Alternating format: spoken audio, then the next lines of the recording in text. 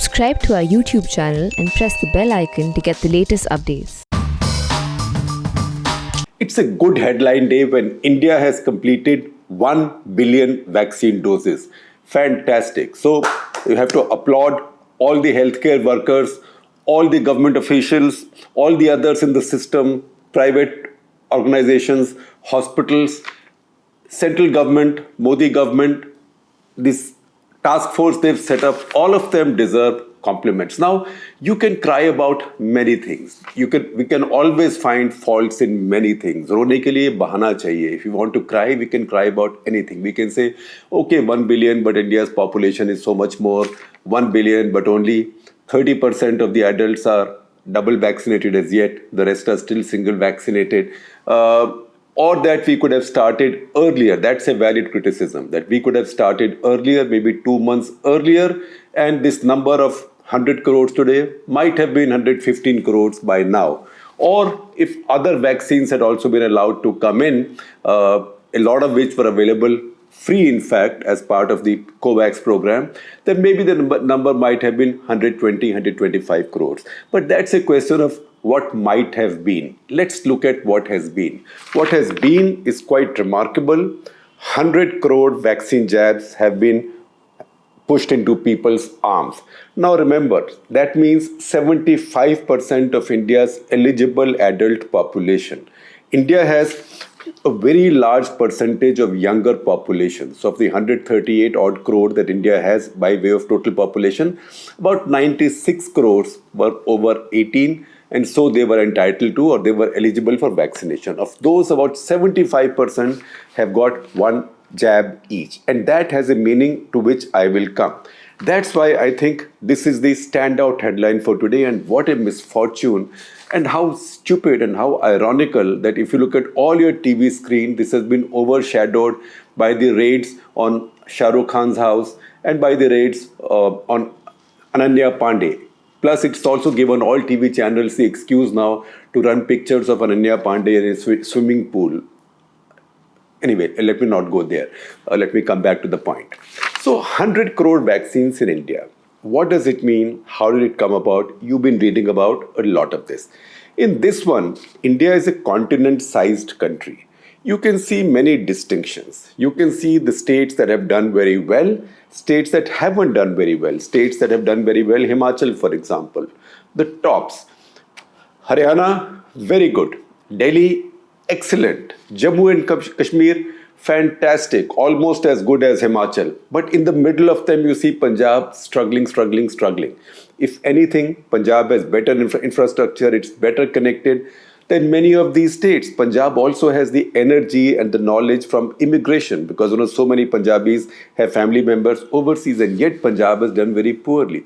So there are states which have done very well, states which have done poorly. Uttar Pradesh, if you look at the adult population, it's among the lowest percentages in the country. And actually, Uttar Pradesh's percentage, it has pushed in a lot of doses. It's pushed in 12.4 crore doses already by now. But given what a big population it is, it actually pulls down the national average of people with at least one single shot. So this also tells you where our public health systems are weak. There are some surprises there. Tamil Nadu, for example. One would have expected Tamil Nadu to have done much better, but we know that Tamil Nadu has suffered from some kind of a vaccine hesitancy from the very beginning. It looks like they are getting their act together now. So there are many variations there.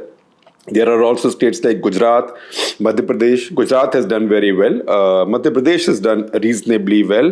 Maharashtra has done reasonably well in terms of total percentage. Not as well as Madhya Pradesh, but these are the big states. And then you see states which have done brilliantly. Many of them are small states: Goa, Himachal Pradesh, Kerala. And then if you see Karnataka, etc., you can see which state has a better government, a better chief minister in that sense.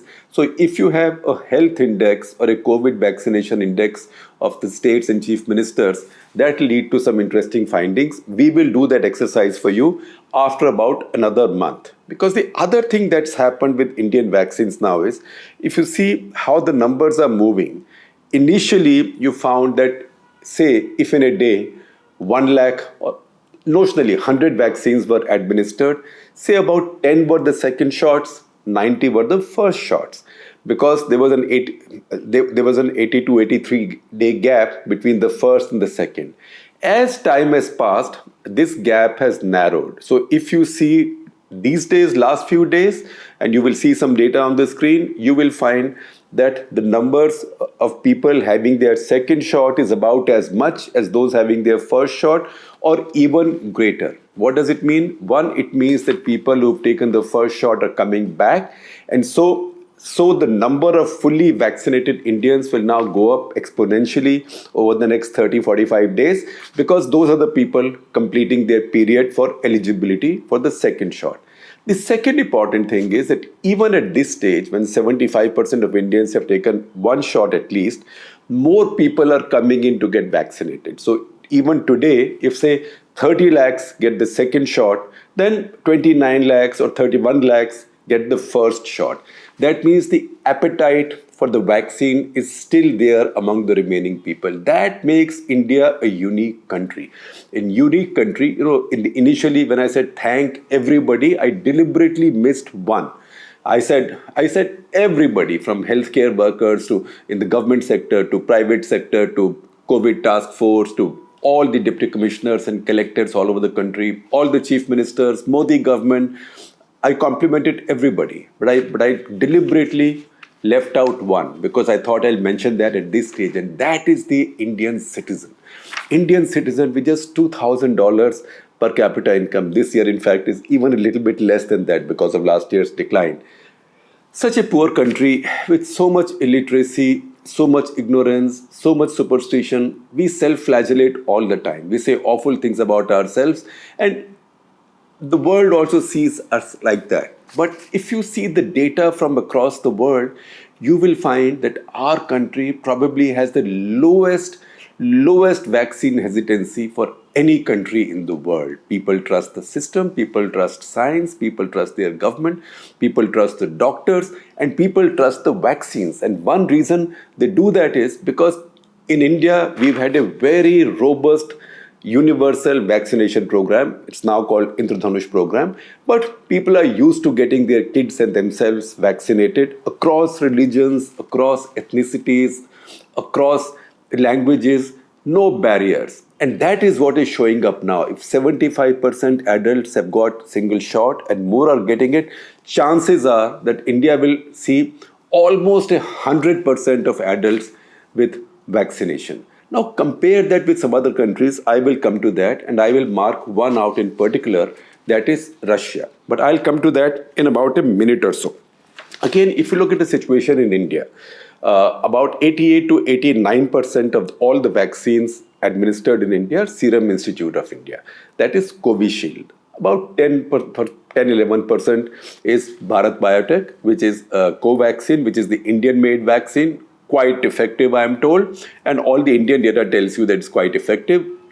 Still waiting for WHO's clearance. Let us see what happens on the 26th. But the fact is that Covishield has been able to scale up production much faster. And one reason that happens is that it's the essential technology or essential science with which these vaccines are made. So Covishield is made with something that you can multiply in labs, right? I will not go into the details of that because we've talked about that in the past. I will share that link with you. In fact, that was a very early cut the clutter at the peak of Corona that we had done on this Oxford University group, which was researching on this vaccine, which became AstraZeneca and Covishield after that. So I'll share that link with you. You can read that. Covaxin, on the other hand, is made with a whole virion, so whole virus.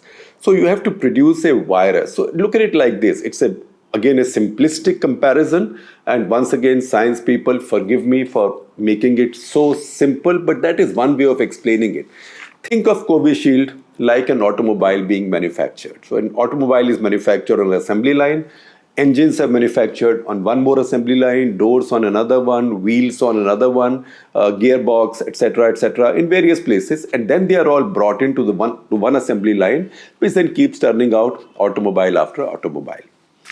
everything can be scaled up quite fast and taken to a high scale.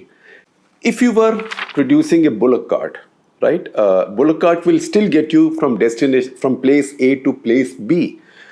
So, vaccine comparison, I'm not saying one is a bullock cart technology, one is an automobile technology. I'm just giving you a comparison to understand. It is still effective. It will still save you from the disease. But to produce more in large numbers is more challenging, because to do that you first have to produce the bulls first, right? Bulls have to be produced, they have to grow. So it's a bit like that, because you have to grow the vaccines, you have to multiply them, you have to kill them, attenuate them. It is a very laborious process, but it is effective, and it is effective, सुंदर, टिकाऊ, सस्ता इतना नहीं है. In India it costs about twice as much as Covishield. But the fact is, India has a vaccine of its own, and Covishield is all manufactured in India. So all of this has been made in India. And this is, once again, although initially it was widely felt that because India had stopped vaccine exports, India will lose some of the goodwill. But the fact is that today India is the only country still capable of supplying or exporting these vaccines in large enough numbers to those parts of the world that really need it, especially in Africa. So once again, compliments to Serum Institute, Adar Poonawalla, and also Dr. Krishna Aila and his family at Bharat Biotech. Both have done a fantastic job. And now you have Zycovid coming up, and also Innova, which is a company in Pune, which is producing India's first mRNA vaccine. So once again, in the next 3 months, we will see this process really pick up. Whether or not the government meets the target of having all of India's adults fully vaccinated by 31st December, that we have to see. Because given the production in India right now, about 30 crore vaccines a month will be available. And if that's available, then you could get very close to that number, if not fully achieve that. So once again, double applause. This calls for a celebration. India has done very well. Having said that, what is happening elsewhere? I told you early on that you have to compliment India's citizen who, despite ignorance, despite poverty, despite everything, trusts science, trusts doctors, trusts the vaccines. But other countries, look at America, for example. This is a vaccine map of America, which we have borrowed from the Mayo Clinic's website. See this. It's a screenshot from Mayo Clinic's website. See the color coding. The darker the color, the higher the rate of vaccination. Lighter the color, lower the rate of vaccination. And you see these really Ponchela states, states which are much more religious in their thinking, states in the south, states in the Midwest. They are the ones, this is the Bible Belt, they are the ones where vaccination percentages are the lowest. And those are the states where the disease is still spreading and is taking a lot of lives. Whereas many of the coastal states, you will see, it's not just New York and California, but many of the other states are really deep green now. So they are now doing very well. And you can see that even in a very rich, very well-to-do, very well-educated country, where a lot more people read and write than, say, in India, still there is such strong vaccine hesitancy. In fact, on the American right, there is almost an ideological opposition to the vaccines. Mercifully in India, right, left, center, there is no group so nutty, no political group as to oppose vaccinations. And that is the big strength of Indian democracy as well. Now, if you see what can really go wrong when people don't trust vaccines, look at only one country. Look at Russia. And we'll use Russia as a case study. Russia is a much richer country than India. Russia is a much better educated country than India on an average basis. Russia has a strong scientific base. You can see that they are making hypersonic missiles ahead of the Americans. Russia also has a very good public health system and very good medical research base. They also came up with what might claim to be the first vaccine to be administered in the world, that is the Sputnik 5 vaccine. produced by the Gamaleya group. And we spoke about that also in one of the earlier episodes of Cut the Clutter. I'll share that also with you. Now, in spite of that, Russia, among the world's richer countries or less poor countries, has among the lowest rates of vaccination coverage in the world. Russia at this moment has only about 1/3 of its people covered with one vaccine. So at this point, if I look at the data from Statista, which you will see, it's a website, about 34% of Russians have had, only 34% of Russians have had at least one vaccine. Only 34%. How many have had both vaccines? Almost 32% have had almost two vaccines. What does it mean? That those who had the first vaccine have also taken the second vaccine. And new guys are not coming in. Contrast that with India. 30% have had both vaccines, 75% have had at least one, and yet every day as many people are coming for their first vaccine as for the second vaccine, which means there is hunger, there is demand for the vaccine. In Russia, after 1/3, it seems to have died. So what is happening as a result is that Russia is now the COVID hotspot of the world. This week, Russia for the first time is notching up the awful figure of more than 1,000 dead a day. It's a lot for a population of just over 14.5 crores. And there also, almost nobody trusts these figures. And I'll give you some examples. People think that these numbers are being heavily undercounted. Russia, which has a much better health system than India's, enormously better. In fact, it is one of those big, great socialist nostalgia stories. Even that system is now creaking under the pressure of new cases. 34,000 new cases now, 34 to 35,000. Again, population base 1/10 of India's, right? And 1,000 plus dead, again on a population base 1/10 of India's. This is like India running at about 13,000, 14,000 deaths a day.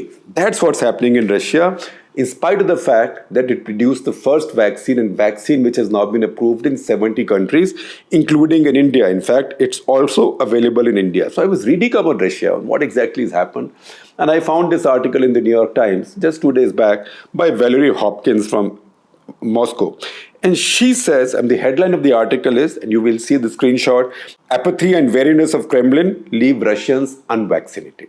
So what is happening there is people are distrustful of their government, and people are distrustful of Putin, and they think that this vaccine has been pushed politically, so this will do something awful to us. This story by Valerie Hopkins begins with the example of a 36-year-old woman, Sofia Kravetskaya, who says that she volunteered for the Sputnik vaccine, and she took one shot, and after that, even when she came to the playground, people will run away from her. People said, "You have the vaccine, the virus inside you, you will infect us." And that is quite a widespread feeling that this vaccine is actually dangerous. For that to happen in a country like Russia is very surprising. At this point, only 4 crores, just about 4.2 crores of Russians on a population of 14.6 crores is fully vaccinated. And as I told you, the number of fully vaccinated is almost about the same as number of single vaccinated, because new people are not coming in to get vaccinated. This is it. The demand that is there has been met. And these numbers have been given by Russian Prime Minister Mikhail Mishustin. Now, there are opinion polls quoted, even in the New York Times story, that show that 40% of Russians do not trust their government. Right? The paper has quoted Denis Volkov, who's director of Levada Center, which is a reputed independent polling agency in Russia, which says 40% people don't trust the government. If you don't trust the government, why would you trust a vaccine that the government has blessed and the government has sponsored? In August, the number of Russians who do not trust the government on another reputed poll was 52%, and that approximately is the percentage of Russians who say they will not take this vaccine. Now, research data also tells you, polling data also tells you that if other vaccines were available, they might in fact take that. They don't accept Sputnik, one, because they think that Putin pushed it and they won't trust Putin and Putin's administration. They don't find them persuasive enough. And second, because they note the fact that neither EU nor WHO have approved the Sputnik vaccine. Now, that's a bit of a strange situation, paradoxical situation, that 70 countries, including India, which is very conservative about these things, they have approved Sputnik for use, but WHO and European Union haven't. And that has also contributed to this suspicion within Russia. And in Russia, the government does not allow any other vaccines to come in. Now, I told you people are skeptical of Russian government data. So now if you look at the data for August, Russian Statistics Agency, which is government agency, they attributed 43,500 deaths to COVID, whereas Russia's national COVID-19 task force only counted 25,000. So this leads to distrust among people and adds to it even further. Now, Putin is also worried. He's gone out. He's addressed his MPs and he said, listen, you people go out and talk to people and persuade them to get vaccinated because you are trusted more than the government as an institution. So people believe you MPs. Please go and persuade them to get vaccinated. The parliament speaker, who's a Putin ally, Putin's party, Pyotr Tolstoy, yes, Tolstoy as in Leo Tolstoy, Pyotr Tolstoy, he's made a public criticism of sorts of the government in an interview to a state-owned TV channel, where he said, listen, the approach we earlier used, which is we told you, now go and do it. That has not worked. So he says, quote, people have no trust to go and get vaccinated. That's a fact. And then he goes on to mention that Russian leaders themselves did not make an example of themselves to evangelize the vaccine. Putin, for example, was vaccinated in March behind closed doors. He had got his daughter vaccinated much earlier when his government said that we have a vaccine, we have approved it. But he waited till March, and that was also done behind closed doors. And for 2 months after that, they didn't tell the world which vaccine he had taken. And that led to many rumors that he had got some imported vaccine, maybe a Pfizer or Moderna or one of those. It's only in June that government announced or government claimed that he had taken the Sputnik vaccine. And that again made people skeptical of that vaccine. So even as we celebrate India's success with all our flaws, faults, imperfections, mistakes, stumbles, missteps, we've come here, which is a very big achievement and we must celebrate it. I also thought I will use Russia's example to tell you what happens when people do not trust their government, as in India, as in Russia, or when people trust their government, as in India. When people trust the system, as in India. When people do not trust the system, as in Russia. So in Russia, people think their government is too secretive, too unreliable, too untrustworthy. Whereas in India, people have gone into no such analysis paralysis. They've gone out and they've got vaccinated and they are going out and getting vaccinated. So once again, shed all hesitation. See, 100 crore doses have been given now and more will be given on a daily basis. So if you haven't got vaccinated yet, or if it's your time to get your second shot, please don't miss your date. Go and get it.